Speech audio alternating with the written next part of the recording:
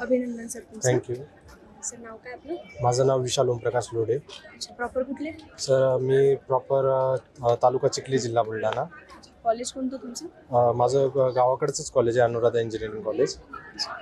Bank post सध्याची? सध्या मी MSC बँकेत क्लर्क म्हणून कार्यरत आहे आणि त्याचसोबत माझी NICL ऑर्गनायझेशनमध्ये असिस्टंट या पदी निवड झालेली आहे. अच्छा, एक साधारण जर्नी किती दिवसांचा होता तुमचा? माझा जर्नी पूर्ण प्रवास हा 3 ते 4 वर्षांचा आहे.